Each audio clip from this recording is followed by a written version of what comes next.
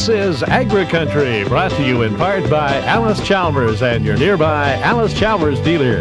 And here's your host for AgriCountry, Ed Johnson. Hello once again. Welcome to this week's edition of AgriCountry. Nice to have you with us. We will begin today's show by going into Madison County to the Madison Seed Company, where we will visit with Bill Hanasek about the importance of registered seed, about the importance of germination. From there, we're going to travel into western Ohio, the Troy area, where we will visit at the farm of Dwayne Dimmitt, quite a beef and grain operation.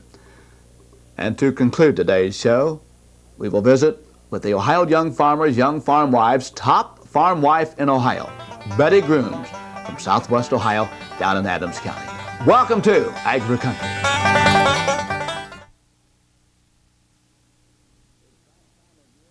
It's that time of year when we're concerned about seed quality. This week, AgriCountry takes you into southern Madison County, and we're at the Madison Seed Company, and that will be our topic of discussion, much of it, quality of seed. And our guest, the owner of Madison Seeds, Bill Hanasek.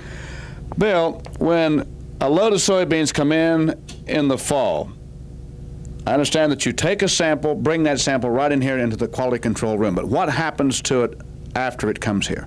Okay, Ed, first of all, we weigh it through our little scales, separate the sample into two pieces. One of them is moisture tested.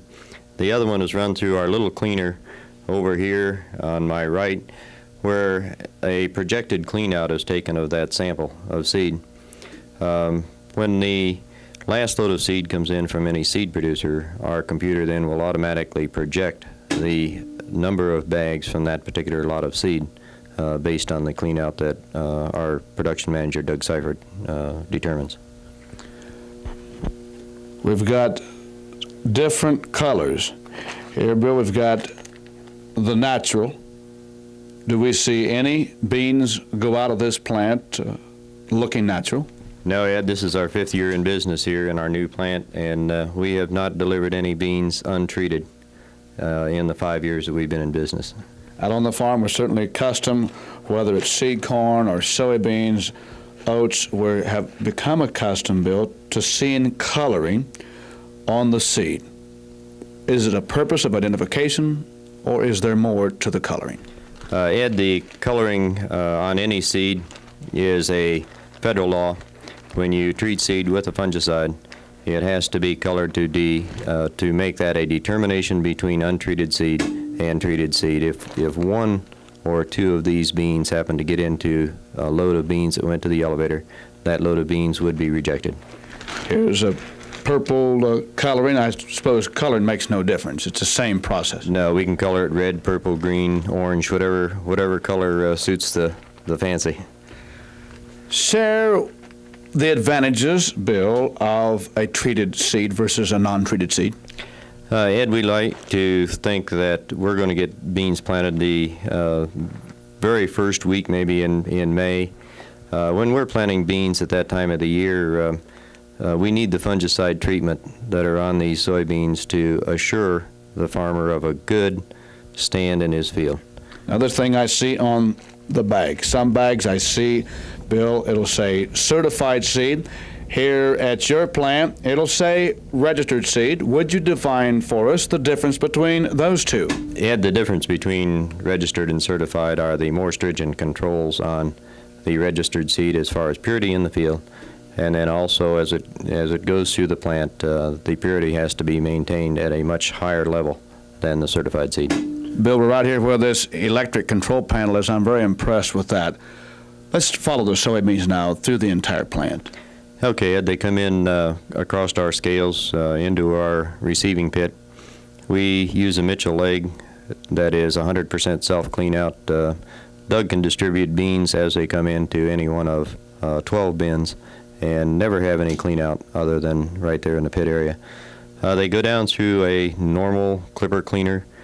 And 10 years ago, Ed, that was the extent of certified seed or of the seed processing. They went through the cleaner where the splits, the thrash, the small beans are extracted. And 10 years ago, they went from there to the bag. Today they go from there to the spirals, where the spirals will separate anything that is not perfectly round in a soybean. Not this year in particular. We have excellent seed quality coming out of the field, but if you remember 4 or 5 years ago, we had a lot of phomopsis and a lot of misshapen beans. Generally speaking, the misshapen bean is a diseased bean. So we will take out at the spirals anything that is not perfectly round. We go from there to the gravity machines, which are relatively new in the seed industry. We call them gravities, but as you can see, they are really an anti-gravity machine because the heavy seed flows uphill. The gravity machine will separate anything in soybeans or wheat that is lighter than the norm. If a seed has a small crack in the hull and it is perfectly round and it is the right size, it will go through the equipment prior to that. But when it gets to the gravity machine, the small crack on the seed coat of that soybean sets up a static pressure that actually makes that soybean a little bit lighter than the soybean that has a perfect hull. So it separates the soybean at the gravity machine there. Then it goes through the treater and then finally into the bagging operation. And of course, one thing that we're always concerned about when spring arrives and planting season arrives, and that is germination. And we're going to take you from our quality control room up to the laboratory and discuss with Bill Hanesick the thing of germination. The laboratory here at Madison Seed Company, a very important part of this operation. When we see those tags, either certified or registered, Bill, and it says 90% germination, how can the farmer, including EJ, be sure that we will get 90% germination? Well, Ed, we run not only warm germination, which this is a warm germinator, but in our laboratory we also run tetrazolium test. We also run an ASA 610 test, and then we send all of our seed to Ohio Seed Improvement Association for a cold test. So we can be well assured that we're going to get 90%, maybe 90% plus. Yes, right, Ed. Anything that stays in the warehouse over 60 days is automatically pulled for another warm germination that goes through this machine. How many days would you leave the seed in the germinator? We leave it in 7 days, Ed. And I understand that you can actually make this thing correlate day and night.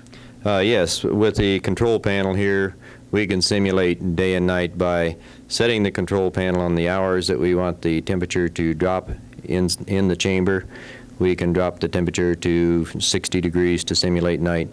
In the daytime, then it'll warm up back up to about 75 or 76. Bill, you mentioned the tetrazolium test. Elaborate on that. Okay, Ed, we will put 100 seeds or 400 seeds replicated 3 or 4 times into the germinator in a paper towel to overnight, just to absorb some moisture into that seed. We put it into a tetrazolium water solution then for about 3.5 hours, and we cut the seed in two to actually show the good seed from the bad. The live tissue in a soybean seed will not absorb the tetrazolium stain, where if you have dead tissue in a particular seed, it will turn red and show that it is dead tissue. Stay with us. We'll be back right after these messages.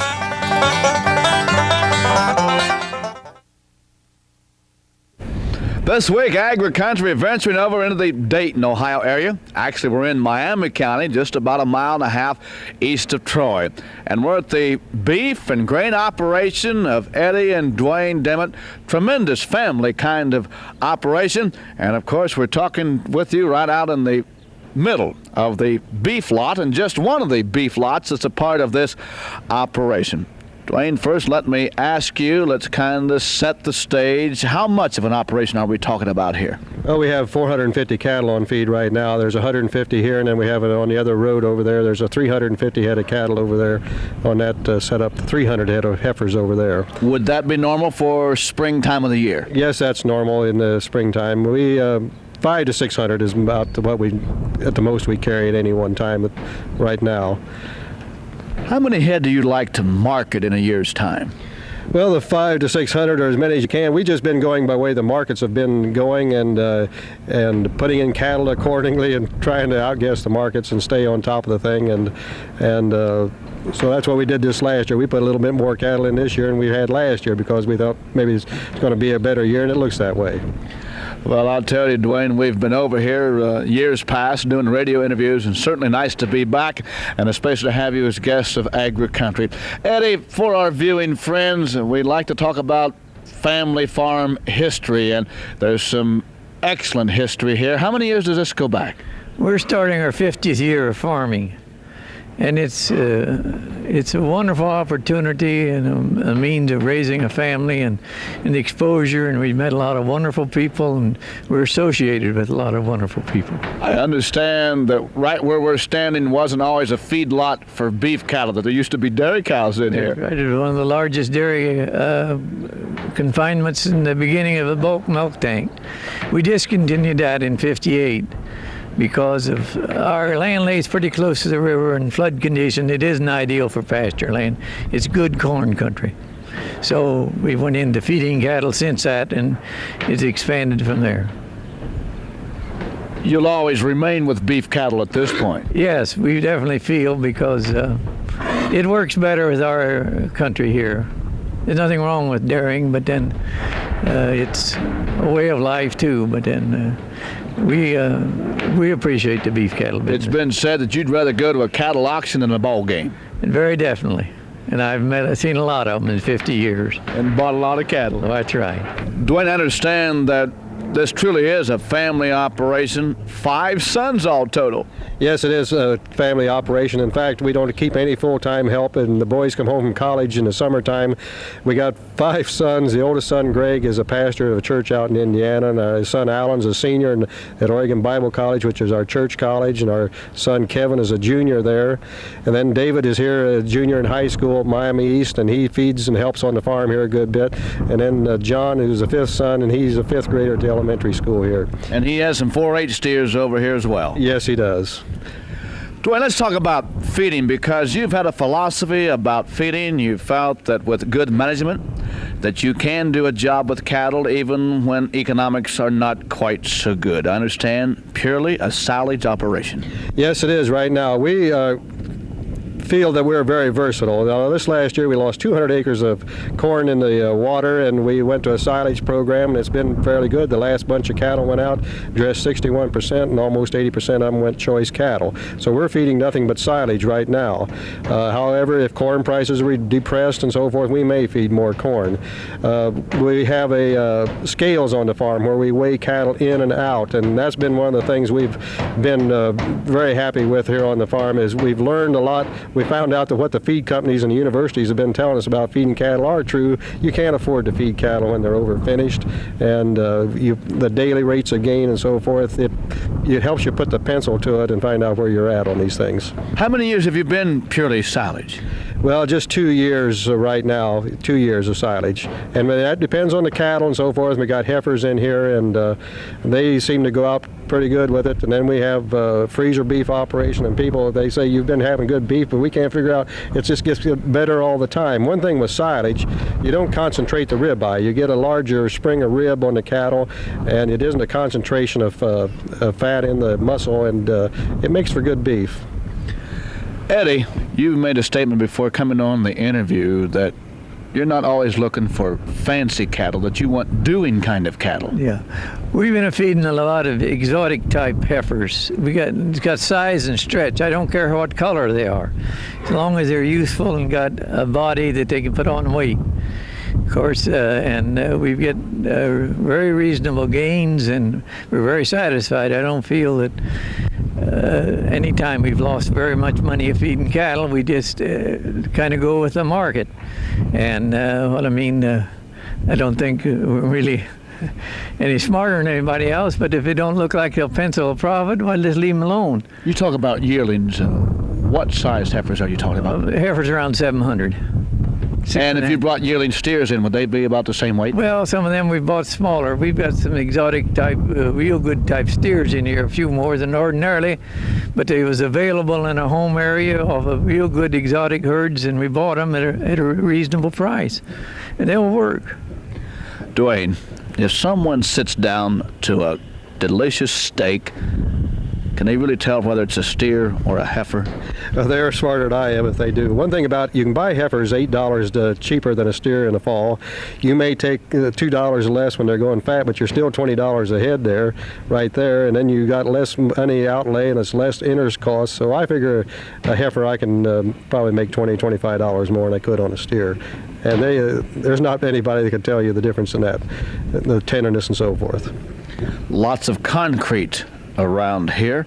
That's the only way to go, isn't it? Yes, sir. We haul manure pretty religiously, and that's a management thing, and we stay on top of it as much as we can. Let's talk a little bit about the grain operation here, because it's not just beef cattle. How much grain? We farm 850 acres, and there's around 500 to 600 acres of corn and a couple hundred acres of beans and some wheat. You're called upon quite often to visit with service clubs. What kind of thing do you share with them as you're invited in to speak as a farmer? Well, there's 4 essential things, and that's food, fiber, and finances, and the fuel. And so that's what I talk about, how this affects agriculture and how it affects the urban people. And they don't want to hear a sad story about how tough the farmers have it, because everybody's having it tough today. They're just glad to see somebody's more miserable than they are. But I think when we can tell them some of the things that are happening to us in agriculture, that in the end it's going to be to them because they don't have the supplies. If there isn't a profit there, the farmer cuts back, and eventually that causes an increase in price later on. Lots of discussion about the acreage reduction program. Will you participate? We're looking into it. I don't know yes or not. We're looking into it very seriously, yes. We want to venture from here because there's another side to this operation, because the Dimmots are also selling beef direct to consumers. Joey, it's certainly nice to be at your home and here at the kitchen table with you. A family that's involved, not in a big way, in freezer beef. Now, we've used frozen beef at home for years, and the quality is excellent. But why is it of good quality? Well, we select the best beef out of our feedlot to have slaughtered. It's hung for the proper length of time before it's cut and frozen. How long? About 2 weeks before it's cut. And then it's frozen quickly, which is better than buying it fresh in the grocery and bringing it home and freezing it, because it's quick frozen, which gives you a better quality. Now, somebody wants to come right here to the farm and buy frozen beef out of the freezer. What do you have to offer them? Well, we mainly are selling split sides, or a side of beef. And a split side is half of the front quarter and half of the hind quarter. So you have a full selection of all the cuts of beef that there are. Approximately how many pounds of take-home meat might we be talking about with a split side? Okay, it's approximately 75 to 80 pounds. The weight we sell by is hanging weight, which on small beef, which we generally are using, is about 115 pounds. This would give you approximately 75 or 80 pounds take home after they trim it good and take the rest of the bone and extra fat off. You have 75 or 80 pounds. What would the approximate cost be per pound when they come here to the farm? Right now the price is $1.39 a pound hanging weight, which is approximately $2 a pound for the meat that you take home. We have a beautiful cut here, Joyce. Would that be a part of the standard cuts? Yes, this is a sirloin steak, and you have several sirloin steaks. You'd probably get maybe four or five sirloin steaks in a split side. But if somebody would want to come here and just buy a couple of cuts, you're not really in the business here at the family farm to do that? No, we're mainly just selling the split sides. We can take special orders, but what we're emphasizing is a standard cut split side. Then you can pick it up the day you call us.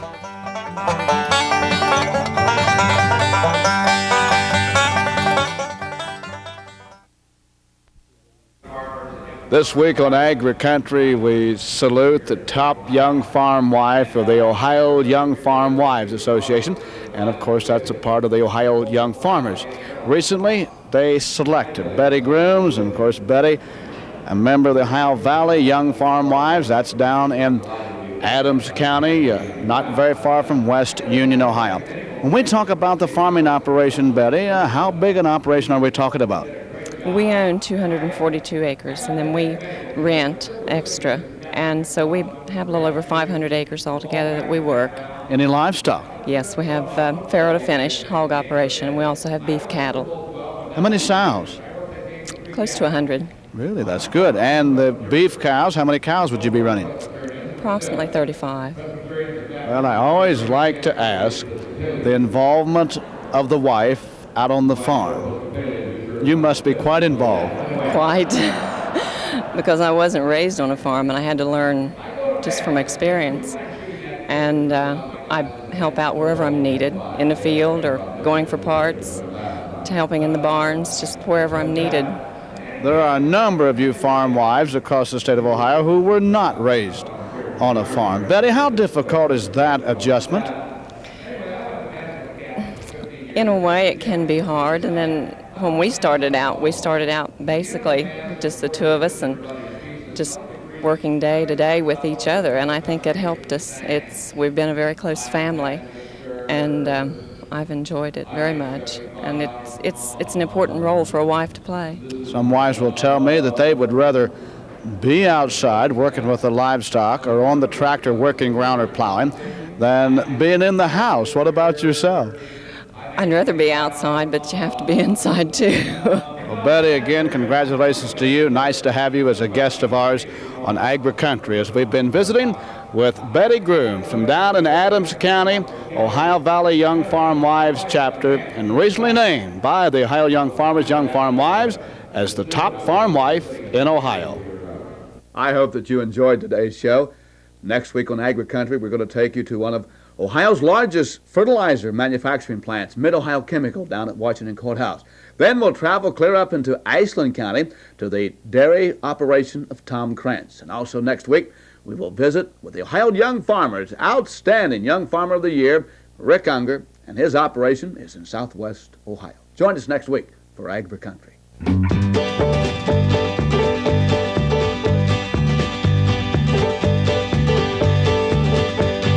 Thank you for joining us today for AgriCountry with Ed Johnson, brought to you in part by Alice Chalmers and your local Alice Chalmers dealer. AgriCountry recognizes farm families who produce daily our abundant food supply.